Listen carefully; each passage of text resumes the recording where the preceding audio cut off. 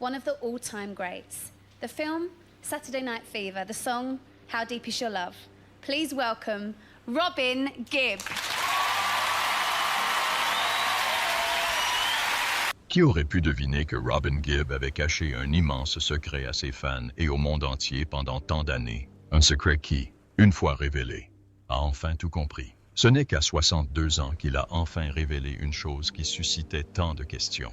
Robin Gibb, l'une des voix emblématiques des légendaires Bee Gees, était célèbre pour sa voix incroyable et le mystère qui l'entourait. Mais que se cache-t-il réellement derrière ce mystérieux personnage? Plongeons-nous dans le vif du sujet pour le découvrir. L'aventure des Bee Gees a débuté avec les frères Gibb, un trio de jeunes talents partageant un amour profond pour la musique, l'harmonie et la scène. Robin, né aux côtés de son frère jumeau Maurice en décembre 1949, allait plus tard s'associer à leur frère aîné Barry pour former ce groupe emblématique. Mais ce n'est que dans les années 50 que les frères se passionnent véritablement pour la musique. Ils commencent par emprunter des disques à leur sœur aînée Leslie, écoutant Elvis Presley, Tommy Steele, les Everly Brothers et d'autres légendes de la musique. Ils fabriquent même des guitares de fortune avec des cartons, faisant semblant de jouer. En 1956, les frères firent leur premier pas sous les projecteurs au GMA, un cinéma local situé à quelques rues de là. Les enfants y étaient autorisés à mimer les chansons, alors les Gibbs apportèrent les disques de leur sœur. Ils s'associaient avec deux jeunes du quartier, Paul Frost et Kenny Ricks, et formèrent un groupe appelé les Rattlesnakes. Une catastrophe s'est produite juste au moment où ils s'apprêtaient à jouer.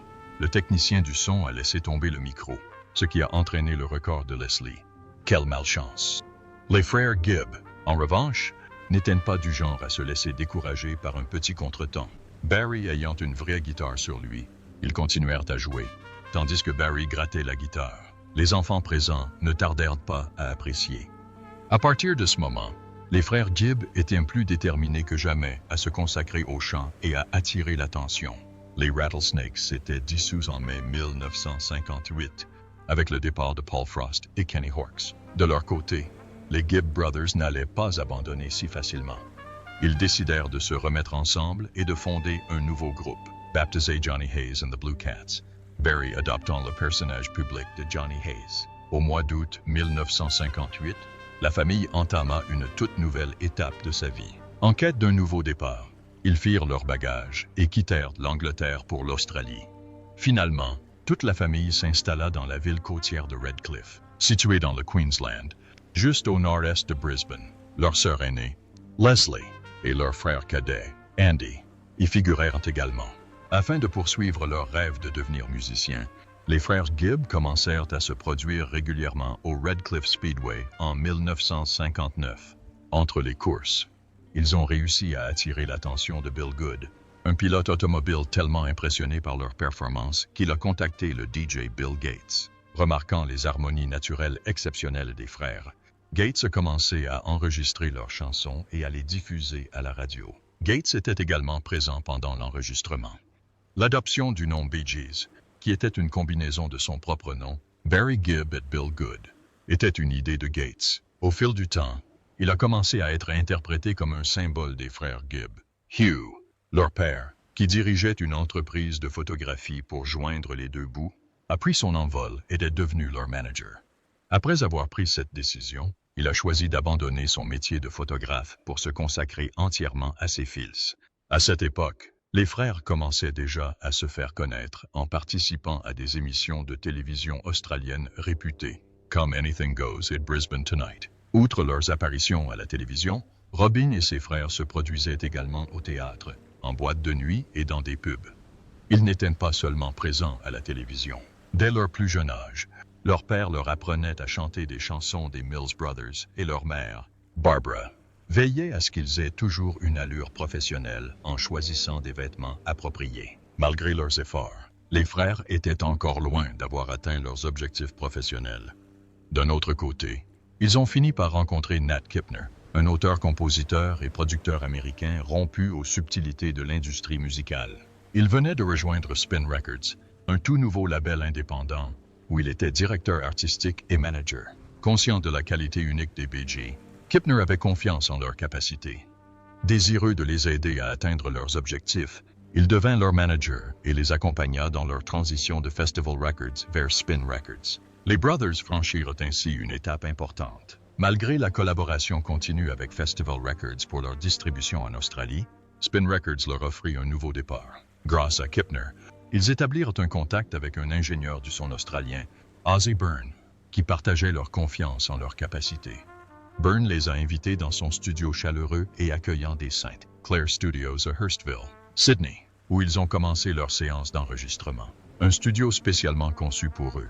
Bien que peu luxueux, ce studio offrait aux BG l'environnement idéal pour explorer et définir pleinement leur son.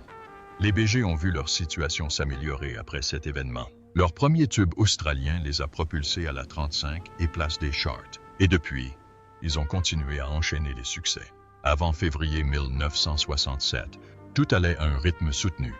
Cependant, un événement marquant eut lieu ce mois-là. Une audition fut organisée pour Robert Stigwood, figure emblématique de l'industrie musicale et particulièrement doué pour reconnaître les talents. Les BG y participèrent. L'audition ayant été un franc succès, Stigwood fut tellement impressionné qu'il décida de les signer pour un contrat de 5 ans. Leur musique serait ainsi distribuée par Polydor Records au Royaume-Uni et Atco Records aux États-Unis, ce qui leur ouvrirait la voie vers un succès mondial. Presque immédiatement, on commença à comparer les BG aux Beatles, ce qui était à la fois enthousiasmant et source de pression à l'aube de cette nouvelle ère de leur vie. Les BG se sont fait un nom dans l'industrie musicale. Ils étaient prêts à conquérir le monde grâce à un solide réseau de soutien. Ils ont élargi leur line-up et développé leurs talents musicaux en faisant appel à Colin Peterson et Vince Maloney. Cela visait à valoriser le groupe et à leur offrir davantage d'opportunités de développer leur son.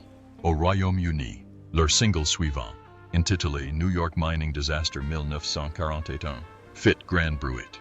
Les stations de radio recevant des copies de la musique sans étiquette, avec seulement le titre, des soupçons commencèrent à circuler, selon lesquels il pourrait s'agir d'un nouveau single des Beatles. Au Royaume-Uni comme aux États-Unis, New York Mining Disaster 1941 a rapidement grimpé dans les charts, atteignant le top 20 dans les deux pays. Cela s'explique par le mystère de la chanson qui a captivé le public. Les BG attendaient ce genre de reconnaissance depuis très longtemps, et cette chanson a donc franchi une étape importante pour eux.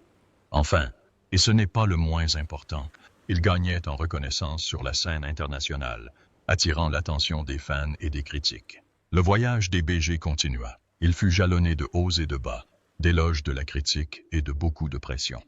Cet élan leur permit de poursuivre leur aventure. En chemin, le groupe connut de nombreux conflits internes et désaccords créatifs, malgré tous ses efforts pour s'imposer comme une figure incontournable du monde de la musique.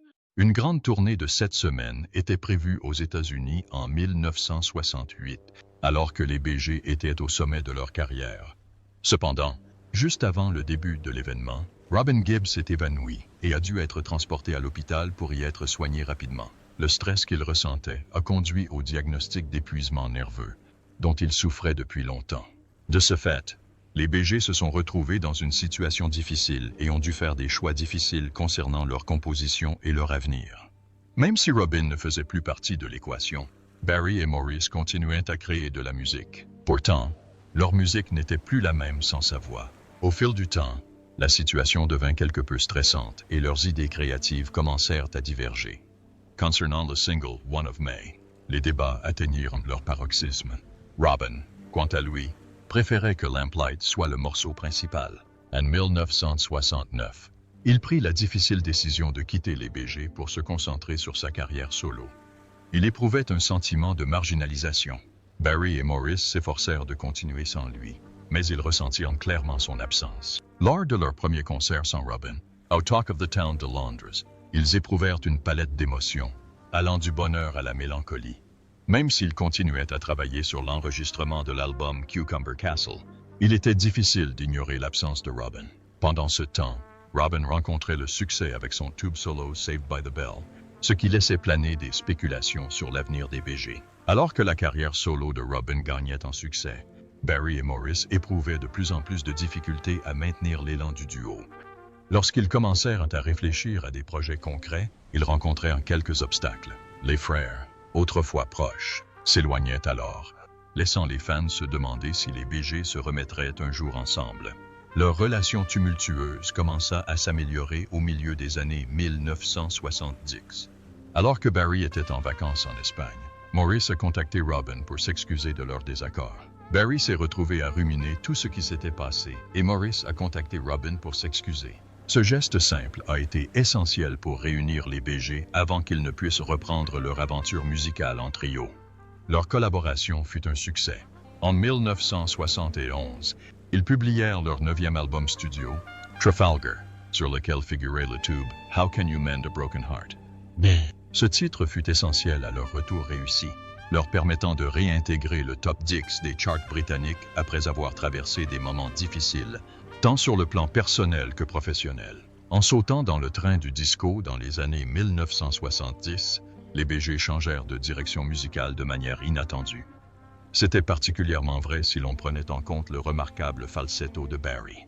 Des chansons comme « You Should Be Dancing » étaient véritablement marquantes pour eux à cette époque. Leur place dans l'histoire de la musique fut confirmée par leur inclusion dans la bande originale de « La fièvre du samedi soir ». La musique des BG a continué à toucher ses fans, même à la fin des années 1970, alors que le disco commençait à perdre de sa popularité. Ils sont devenus de véritables icônes de l'industrie musicale, laissant une empreinte indélébile qui a perduré au-delà de leur période d'activité. À la fin de 1979, le mouvement disco commençait à s'essouffler et les BG ont connu d'importantes difficultés. La popularité du disco a rapidement décliné et les fans comme les critiques ont commencé à s'éloigner du genre qui dominait autrefois les hit parades. Étant étroitement associés au disco, les BG ont eu du mal à gérer cette évolution, les stations de radio et le public étant peu enthousiastes à l'égard de cette musique. La situation s'est encore aggravée lorsqu'un artiste les a accusés d'avoir volé des extraits de leur chanson à succès « How Deep Is Your Love ». Cela a entraîné quelques complications juridiques. Dans un premier temps, le tribunal a confirmé la position de l'accusateur, estimant que les BG n'avaient pas présenté suffisamment de preuves de leurs témoins experts pour se défendre. Mais après quelques mois, cette décision a été annulée et ils ont été disculpés de toutes les accusations portées contre eux. Malgré l'émotion ressentie, les BG n'ont jamais perdu leur passion pour la scène ni leur lien unique avec leur public. Lors d'une de leurs prestations, ils ont rendu hommage à leur défunt frère Andy Gibb en intégrant son interprétation de la chanson Our Love, Don't Throw It All Away. Cet hommage poignant a mis en lumière l'énergie d'Andy et la profondeur du lien qui les unissait. Le public fut profondément ému. Les BG eurent une révélation quant à la magie unique qu'ils partageaient avec leurs fans suite à cette rencontre chargée d'émotions. Inspirés par cette révélation, Barry, Robin et Maurice entamèrent une tournée mondiale intitulée One Night Only. Leurs carrières ont connu un nouveau souffle et ils ont pu renouer avec leurs fans du monde entier grâce à l'immense succès de la tournée, alimenté par l'amour de leurs fans.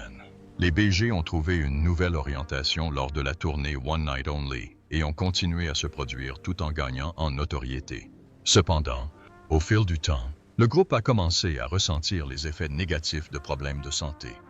Maurice Gibb, l'incarnation de l'humour et du cœur du groupe, a dû faire face à des problèmes de santé imprévus en 2002. Il est décédé tragiquement alors qu'il était soigné à l'hôpital, laissant Barry et Robin dans l'incrédulité. Suite au départ de Maurice, le trio a dû se séparer. C'était une façon appropriée de rendre hommage à Maurice et de marquer la fin de leur illustre parcours musical que les frères aient décidé de retirer le nom des BG. La disparition de Maurice fut un coup dur pour Barry et Robin, mais leur lien profond et leur passion commune pour la musique restèrent intacts. La première fois que Barry et Robin se sont produits ensemble sur scène depuis la disparition de Maurice, c'était en 2006, et ce n'était pas pour un grand concert, mais pour un événement caritatif organisé à Miami. Ils ont démontré leur ténacité et leur dévouement à la tradition musicale que leur famille avait léguée lors d'un moment à la fois simple et profond. Après avoir reçu un diagnostic de cancer du foie, Robin a dû faire face à des problèmes de santé personnelle au cours des années qui ont suivi. Malgré la détérioration progressive de son état, il a continué à se battre en privé. Malgré les difficultés rencontrées et l'annulation de concerts, Robin a réussi à maintenir le lien avec ses fans et a impressionné tout le monde par son courage et sa détermination. Lors d'une interview, Robin John Gibb, le fils de Robin Gibb, a révélé un fait jusque-là caché au grand public. Contrairement à ce que beaucoup pensaient, la mort de son père n'était pas due à un cancer. Il s'est avéré qu'il s'agissait d'une insuffisance rénale. Robin John a apporté des précisions en précisant que, bien que son père ait connu une rémission et que le cancer ait été presque totalement éradiqué, la véritable cause de son décès était une insuffisance rénale. Cet état était aggravé par le fardeau que le cancer et ses traitements avaient imposé à son organisme. Cette révélation a permis de dissiper le malentendu qui entourait la santé de Robin Gibb, notamment après que le chanteur eut déclaré à la BBC début février qu'une tumeur du côlon lui avait été retirée et qu'elle avait presque disparu, lui procurant un bien-être exceptionnel. Il avait même évoqué cette opération comme une intervention de ratissage à partir de ce moment-là. Ses supporters furent perplexes lorsque, quelques mois plus tard, Robin fut retrouvé dans le coma en avril et décéda en mai. Cette mise à jour optimiste a laissé ses partisans sans explication. Certains se sont demandé s'il avait été trop optimiste quant à sa malignité ou si la situation semblait réellement réversible avant la détérioration brutale de la situation. Ces deux affirmations étaient fausses, comme l'a affirmé Robin John. Il s'agissait d'un problème différent, aggravé par le stress que son corps subissait à cause du cancer et des traitements qui lui étaient administrés. De plus, il exprimait son mécontentement face aux avis et jugements médicaux contradictoires concernant les soins prodigués à son père durant les dernières semaines de sa vie. Robin John révéla que son père était en bonne santé jusqu'à 3 jours avant son décès, lorsqu'il fut victime d'une crise d'épilepsie qui entraîna sa mort. Ses reins ont commencé à défaillir et son foie, déjà affaibli par la chimiothérapie, ne pouvait plus faire face à la situation. La mort de Robin Gibb a été provoquée par une combinaison d'insuffisance hépatique et rénale, qui a finalement entraîné sa mort. Outre le coma et les problèmes de santé de Robin Gibb, sa vie personnelle était également semée d'embûches. Le caractère peu orthodoxe de son mariage avec Dwyer, à la fois artiste et prêtresse druide, avait toujours existé. Bien que Robin ait entretenu de nombreuses relations connues avec d'autres femmes, notamment le fait qu'il était le père de leur fille Snow avec Claire Yang, qui avait été leur servante par le passé, le couple était resté ensemble pendant 28 ans. Dwyer, en revanche, fut profondément bouleversé lorsque la vérité sur la liaison de Robin avec Claire fut révélée en 2009. À la suite de cette nouvelle, elle était furieuse et se sentait trompée. Sa réaction fut qualifiée d'excessive. Grâce à son mariage avec Dwyer, Robin John, son fils, a pu hériter de l'héritage de son père, estimé à plus de 140 millions de dollars. De plus, son premier mariage avec Molly Hollis a donné naissance à 2 aînés, une fille prénommée Melissa et un garçon prénommé Spencer, tous deux ses enfants. Durant les années qui ont suivi leur divorce, Molly, qui avait auparavant travaillé comme secrétaire auprès de l'ancien directeur du BG, a obtenu la garde des enfants. Durant cette période, Robin a eu très peu de contact avec eux. Après un certain temps, il a repris contact avec eux alors qu'ils avaient respectivement 12 et 10 ans.